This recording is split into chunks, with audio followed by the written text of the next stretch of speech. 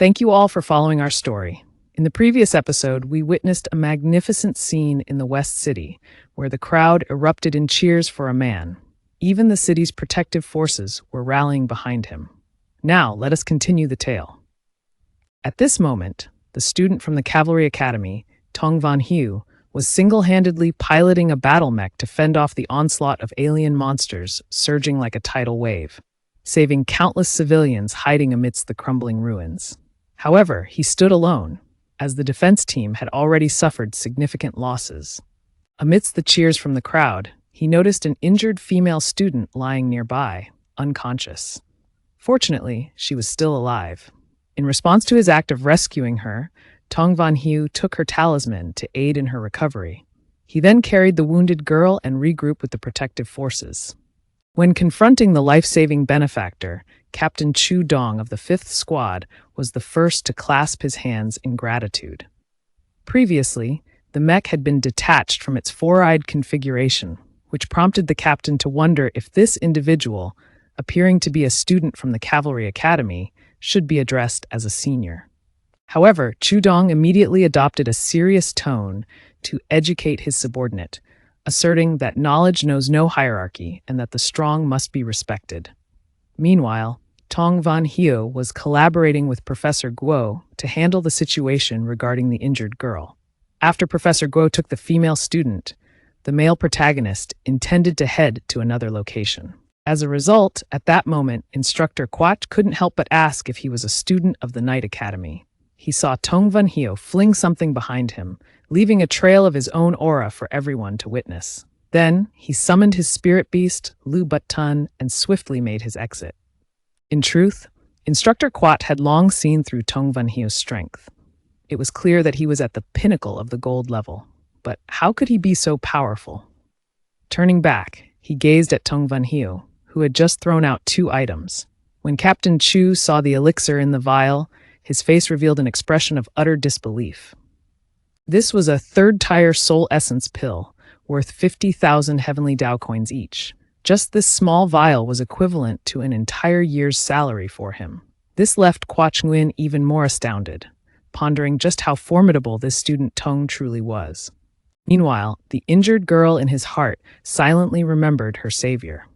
All the while, Tong Van Tuong continued to sweep through the extraterrestrial monsters in the bustling streets of the city, capturing the attention of a bald old man.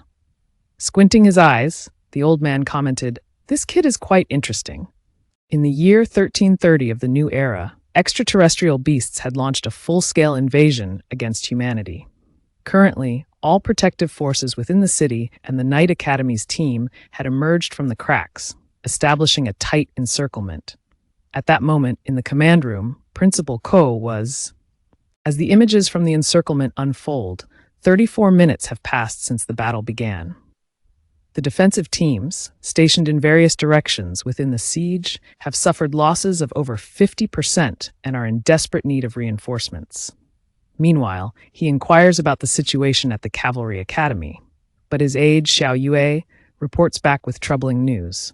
According to information from the defensive teams in other directions, it appears that someone has set up a slowing formation for the beasts surrounding the Cavalry Academy.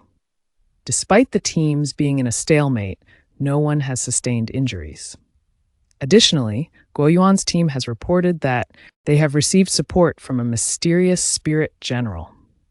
The beasts at the 3 o'clock position of the encirclement have been eliminated.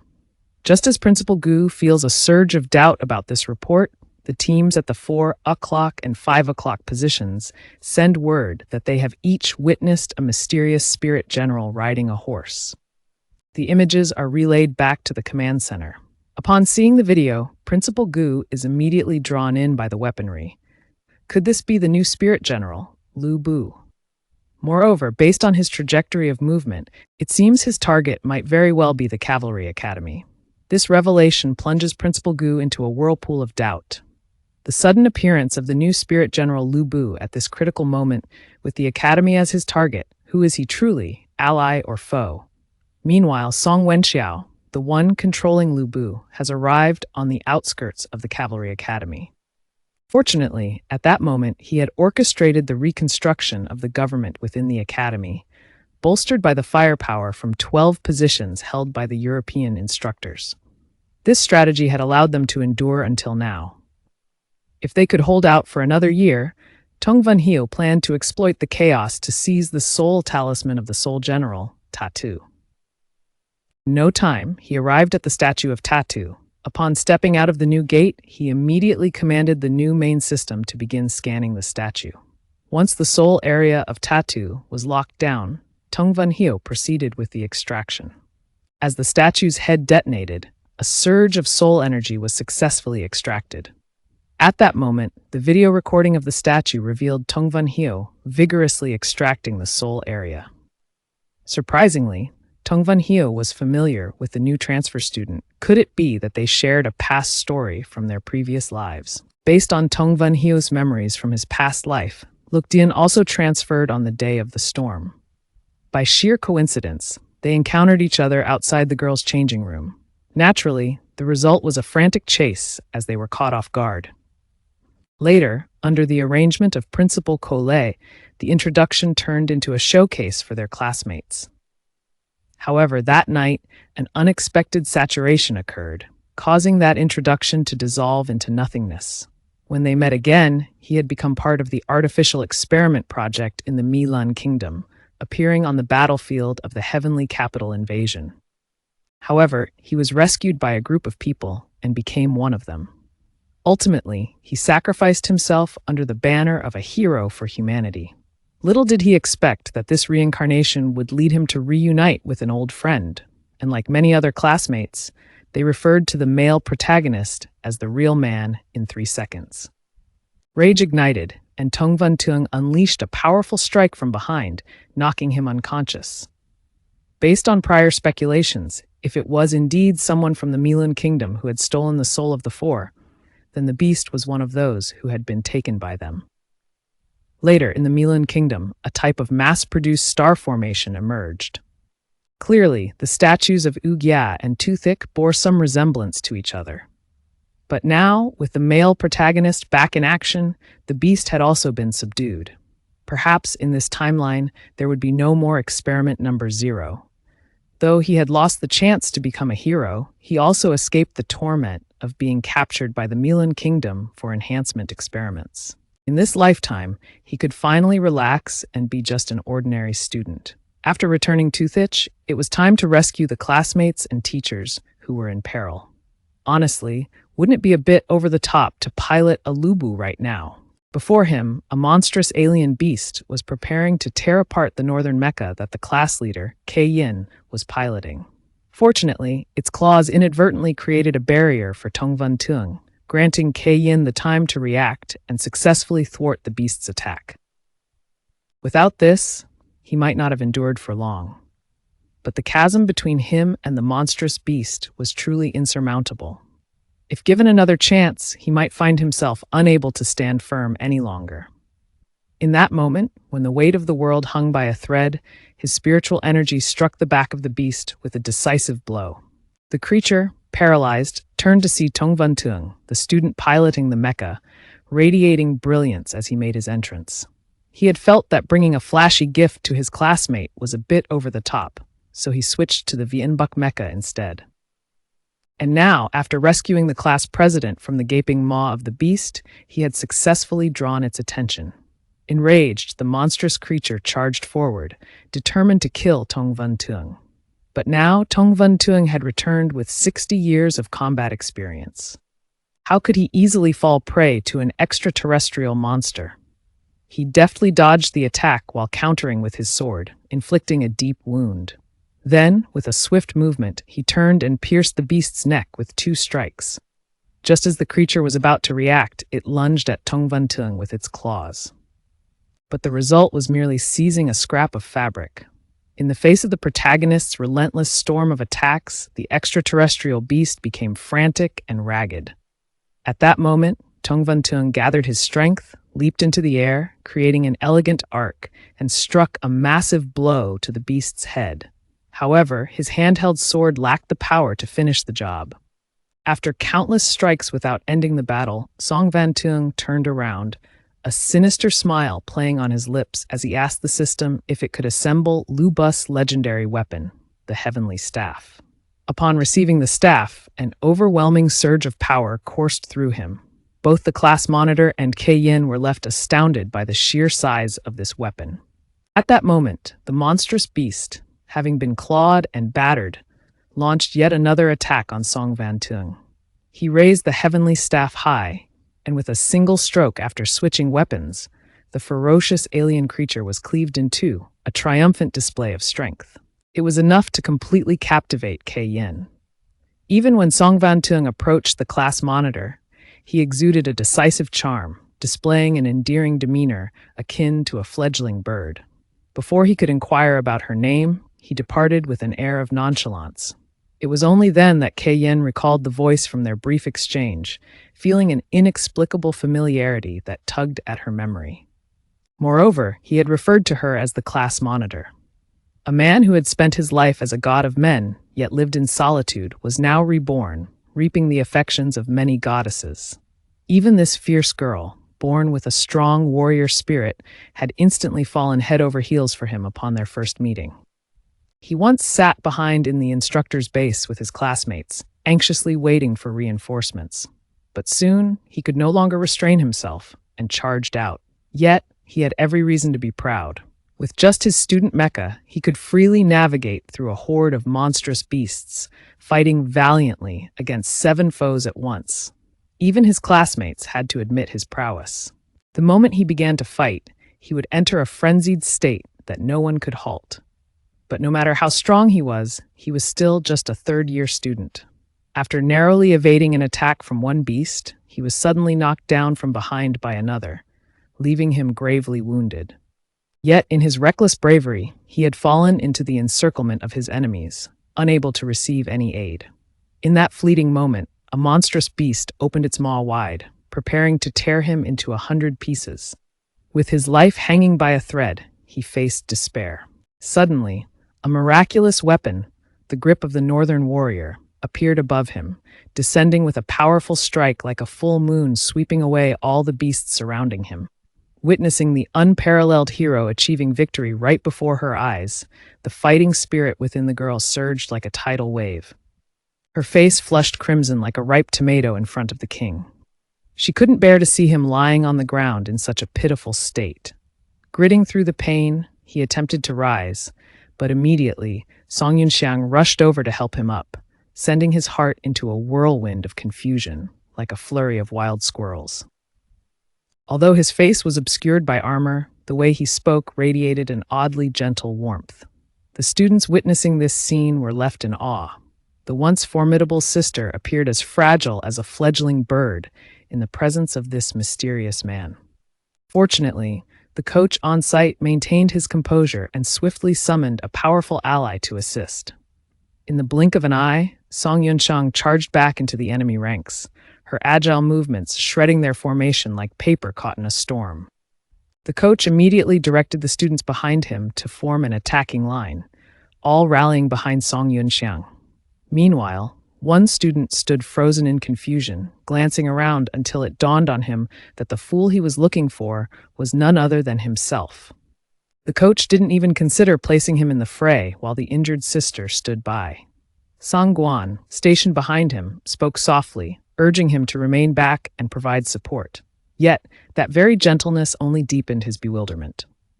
This man had always been the target of ridicule, deemed incomplete by his peers. However, today, in the midst of the alien invasion, it was the very person they mocked as the 3-second man who saved those same classmates who once scorned him.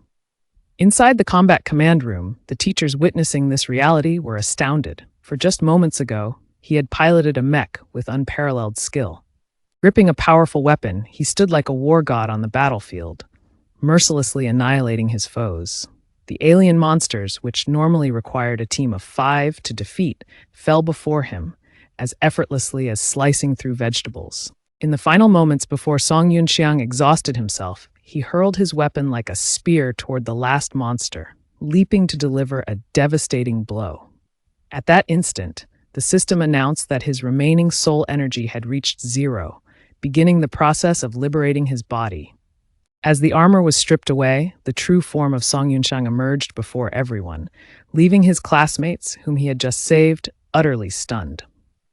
The very person they had once mocked was the one who had rescued them, and this revelation filled them with immense embarrassment.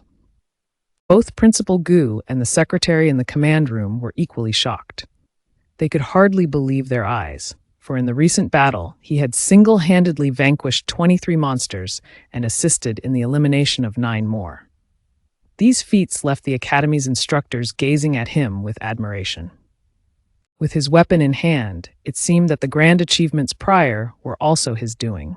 This thought prompted Principal Gu to recall information about the Mech Zaz.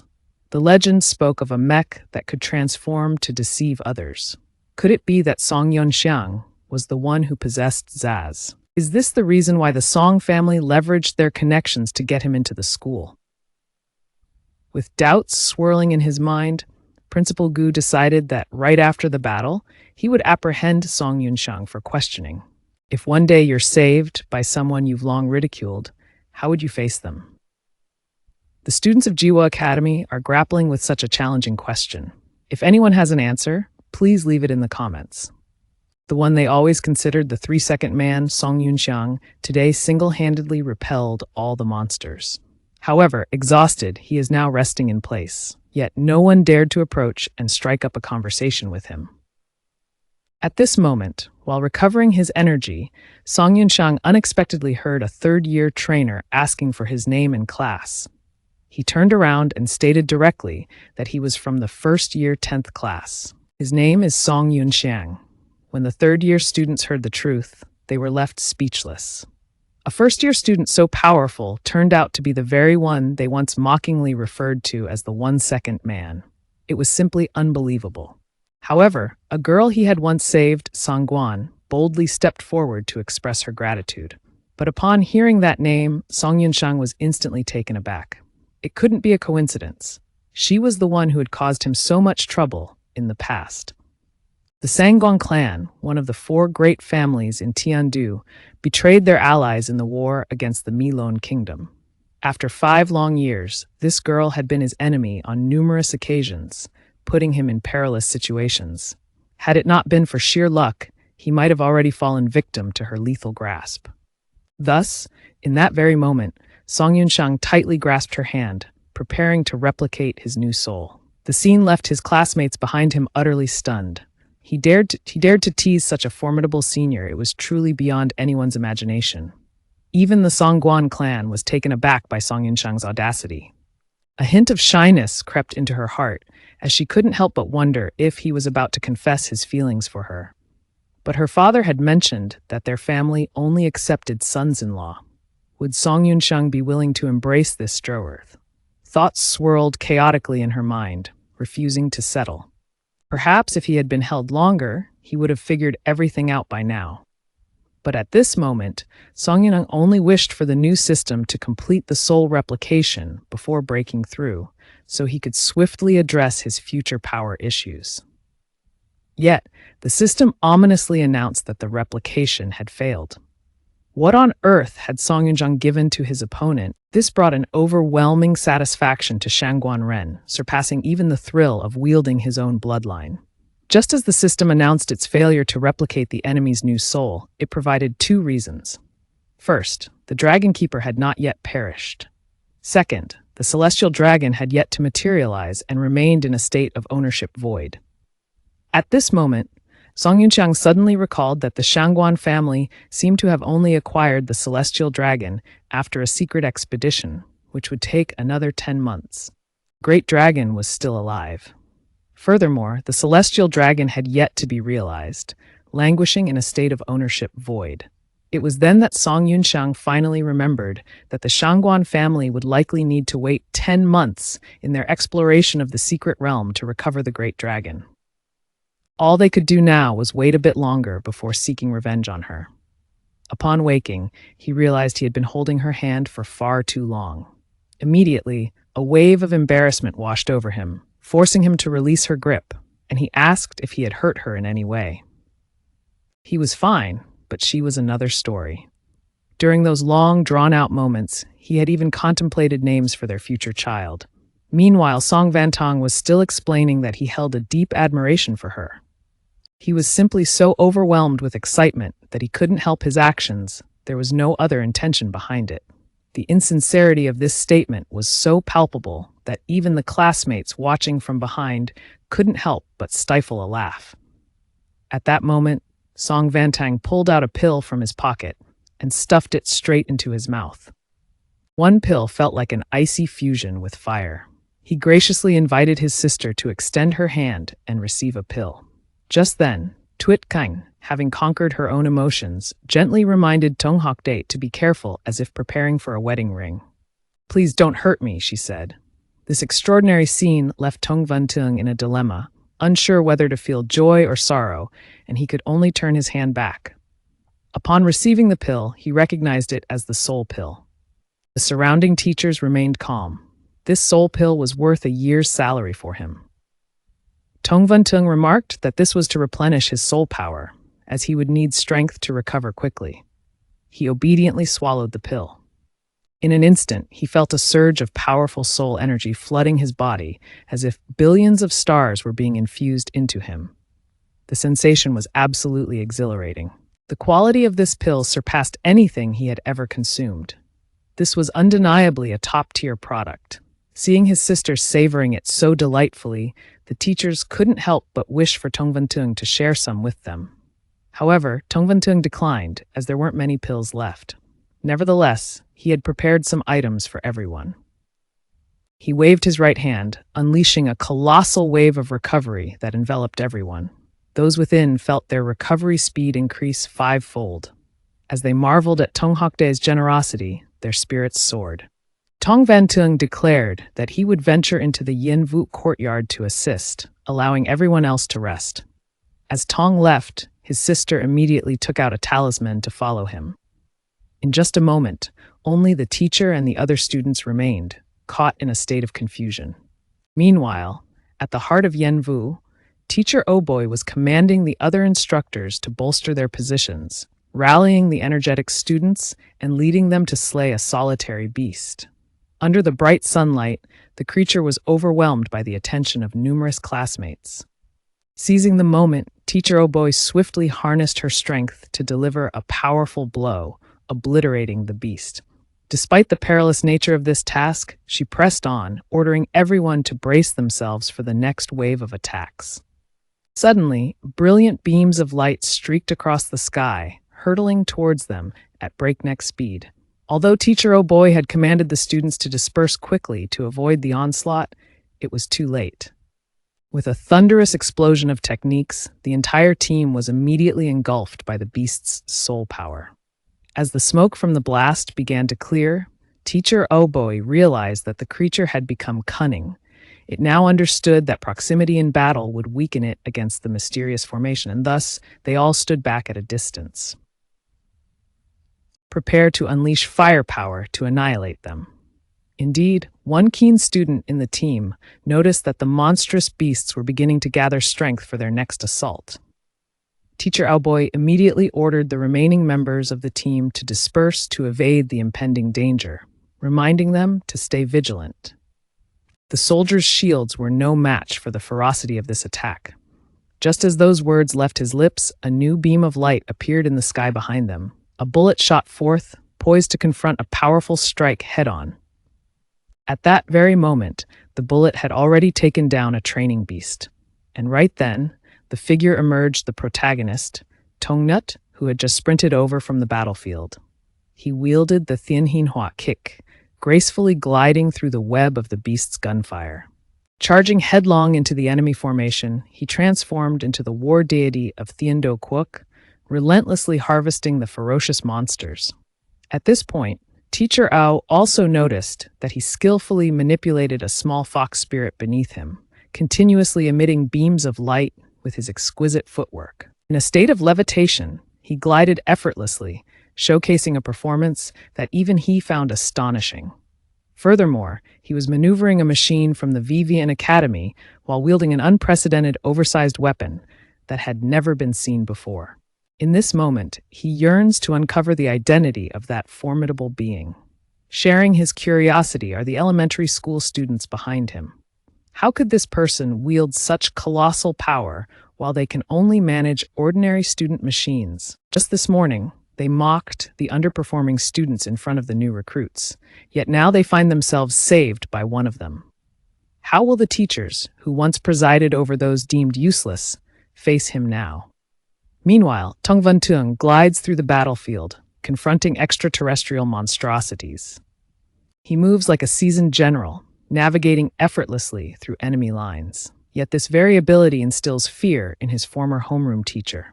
His agility embodies the 7 steps of shadow, a technique never before revealed. In that instant, Tong Van Tuong unleashed the falling leaf slash, a move that only the most accomplished masters could execute. The fact that he can perform this wielding merely a student machine raises questions about the extent of his power.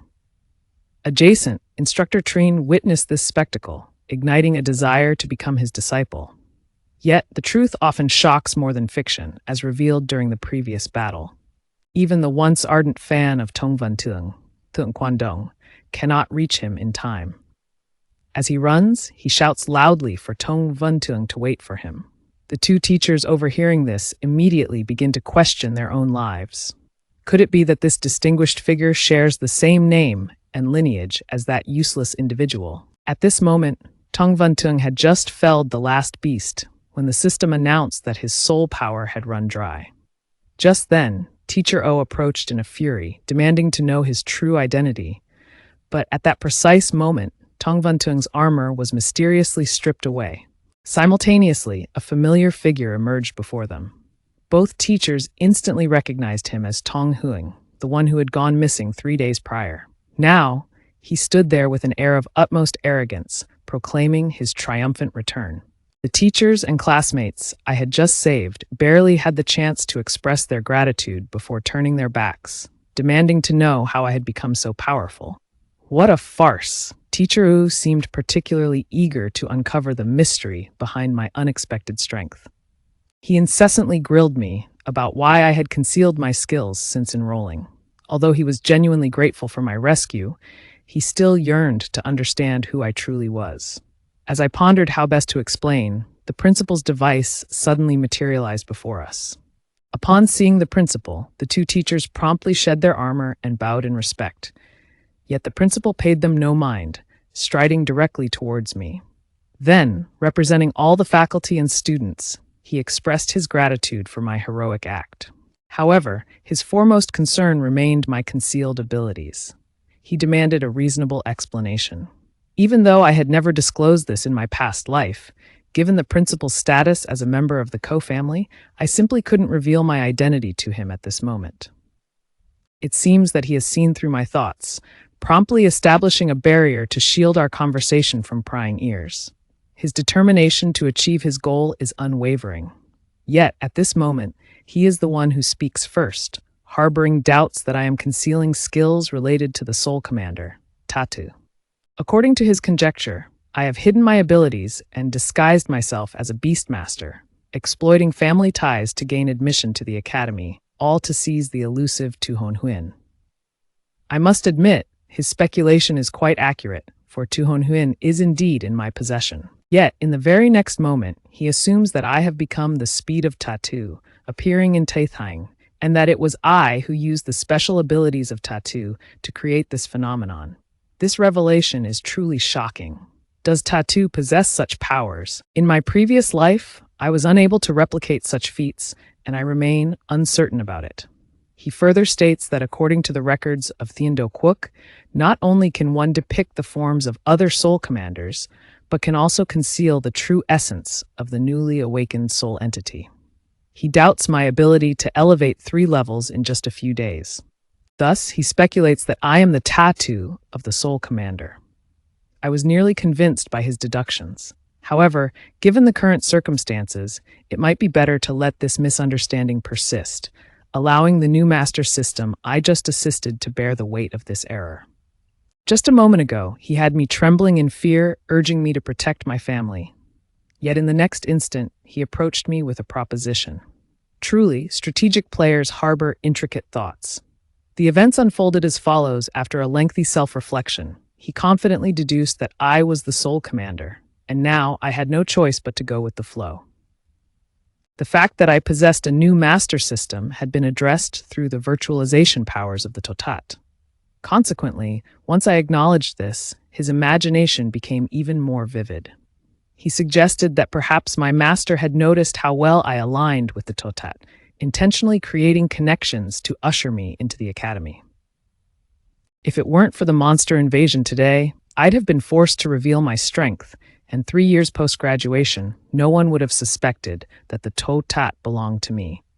Afterwards, the Song clan could exploit the Totat to make a grand reappearance. I truly owe you my deepest gratitude. You've already prepared every excuse for me. Just when I thought everything was settled, he brought out the management regulations of the Soul Commanders from Thindo to intimidate me.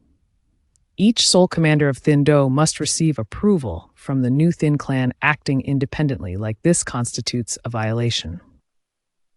If things get serious, the entire Song family could be charged with treason. After he finished speaking, I was at a loss for words. At that moment, he proposed a deal based on his own speculations. The invasion of the beasts this time is likely orchestrated by humans. Currently, he has identified 3 main locations suspected to be the source of the crisis. In East City, he has summoned a powerful expert from Sky City to suppress the threat. Meanwhile, in South City, he will personally lead the troops alongside Tran Wei-jun to stabilize the situation. In the meantime, he has assigned me a mission in North City. However, it's not to eliminate the source entirely, but rather to save someone. This person is certainly not an ordinary individual. I find it perplexing that he wants me to rescue someone instead. It turns out to be the second prince of Tiandu Kingdom. Based on my memories from my previous life, this prince is truly a warmonger. He has repeatedly schemed to initiate military actions against Milin Kingdom. In my last life, he seemingly perished during the beast invasion. However, when the cause of his death was announced, it claimed he was assassinated by an agent of Taiyuan, leaving Eitan to bear the unjust title of a fugitive from Tiandu Kingdom. Yet, from what I know, Eitan had no involvement in that assassination. Could it be that the one who attacked him was from Ni Lin Bai? The headmaster had mentioned that, if I successfully rescue the second prince, he will help me obtain a permit under the school's name, allowing me to legally possess Tatu Thoi for my concealment in this life. Reluctantly, I can only agree to this condition. But I wonder if I will encounter Atan again, this time in North City. There's no time to ponder now. I must swiftly finalize the deal with the principal. As I finish adjusting my outfit, Shang Guanyan, who had accompanied me here, expresses her desire to join me. But perhaps it's for the best. To prevent him from being endangered alongside the principal, I need to ensure his safety before I can replicate his new soul. Yet, as he gazes at me with such fascination, I can't help but wonder if he'll become my enemy in the future. There's a saying that working together with the opposite sex makes tasks feel lighter. Yet why do I feel so exhausted? Although I'm aware I'm in a precarious situation, this crazy girl keeps dragging me into trouble. Does she truly want to wear me out? There's no choice but to manage him discreetly. I can't openly contradict him if I want to copy his new soul. Fortunately, since I saved him, he has been quite obedient. Logically speaking, when I was still at the Jump Institute, I shouldn't have had to worry about him. He should take care of himself. But now that my new life has begun to rewrite history, it's best to keep him close for safety. However, it seems that a foe stronger than I will soon appear. Thus, I need to train him to coordinate with me in preparation. Yet, when I ask for his assistance, he responds with an indescribable expression and says he'll do whatever I want. Oh, could I possibly have a more reliable assistant? Meanwhile, the situation for the second prince isn't looking good. Liu Shangwu, the commander of the second prince, has just sacrificed himself, charging into a trap to save others, and now he bears severe wounds. At this moment, Prince Tianze feels a wave of regret wash over him. Previously, upon receiving news from near the border of the Milan Kingdom, he had planned to catch a big fish by stalling for time. Once he had evidence, he intended to persuade his father to declare war on Milan. but now they have become the prey. Trapped here, surrounded by forces from the Milan kingdom, the young prince anxiously urges his subordinates to inquire about the arrival of reinforcements. Yet the only reply he receives is that help is on the way. In his helplessness, he turns to the maidservant. He demands the last remaining medicinal pill, only to be met with refusal. This pill must be preserved for the prince's use in case of emergency. Even Liu Dongling, gravely injured, hesitates to waste the precious medicine for his sake. But the second prince, valuing loyalty and friendship above all, disregards their objections and snatches the pill, determined to force it down his throat. Just then, a guard spots a monstrous beast reappearing ahead. Instantly, everyone falls into formation, resolute in their determination to protect the prince standing behind them. As the monstrous beast of the Kongqi clan approached, a guard announced that the creature had appeared from this side. Would the second prince escape this calamity? Today, everyone would witness what it truly means to be a great figure stepping onto the battlefield. The principal had previously stated that he was to directly lead the team suppressing the rift at South City, but now the situation had changed dramatically. It seemed he was fortunate to engage with other nations. Even though a powerful killing machine had just emerged from the rift, in this scenario, it would likely be pierced by countless arrows. Meanwhile, at the rift in East City, several protective teams stood high above, observing the clash between a lone man and a savage beast. Faced with the ferocious creature, the bald man appeared remarkably dignified, even though he hadn't had the chance to don his armor yet. A rookie questioned why the captain wasn't descending to assist Xu Lao in the battle. The captain replied that Xu Lao was a formidable warrior capable of vanquishing beasts. In a confrontation of this level, it was wiser for them to remain at a distance and observe, avoiding being dragged into the turmoil. Compared to the two previous rifts, the combat strength in North City was the weakest. At this moment, only a few members of the Royal Guard remained, facing the killers emerging from both sides. As the tension escalated, one of them urged the maid, Xiao Mai, to quickly lead the prince to safety while they stayed behind to hold the enemies at bay. Even Liu Tongling, gravely injured, advised them to leave swiftly. But the second prince told them not to rush, as he sensed that those appearing from behind were not enemies. Indeed, at that very moment, a weapon shot out from the fog, striking the beast charging towards them directly. As the creature staggered, I emerged from the battlefield's haze.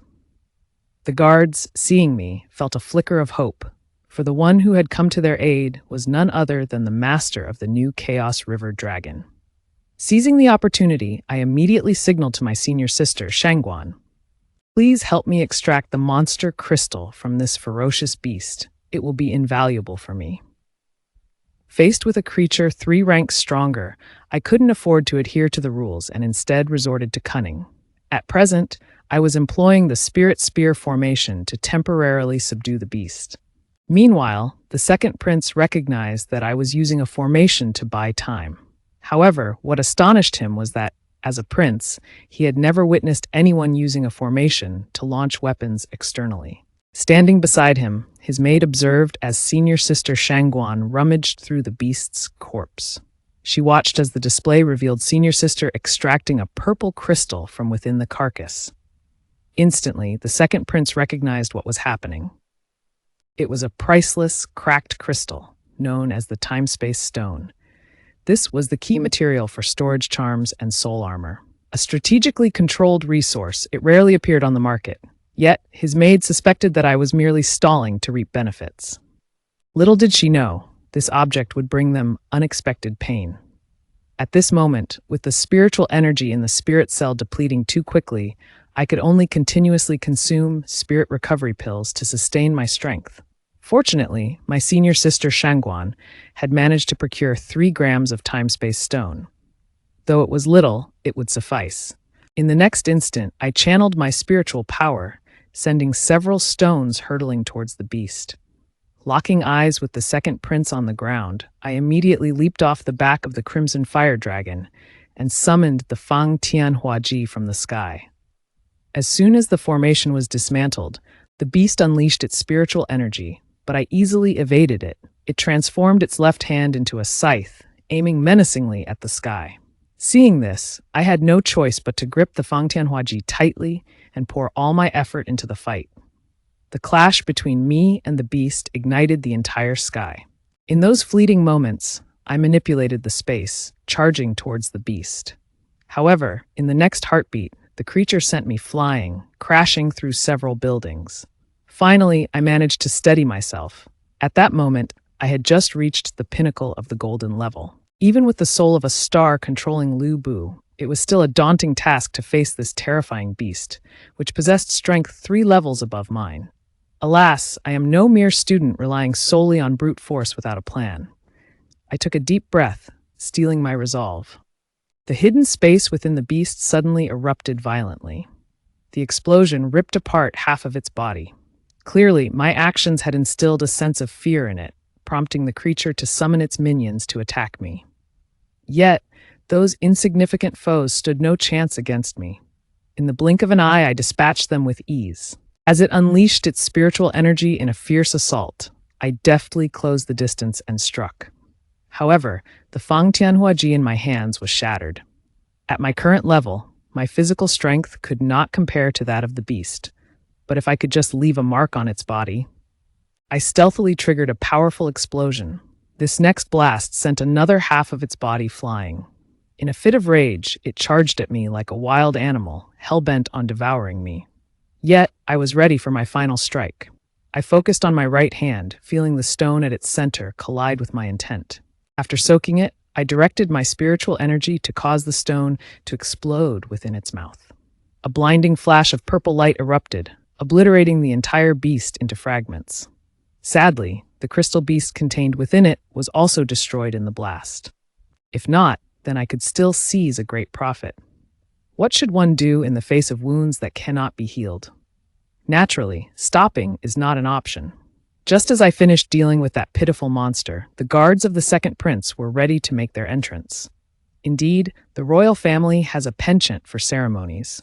After he expressed his gratitude for my timely assistance, I politely inquired about the second prince's well-being.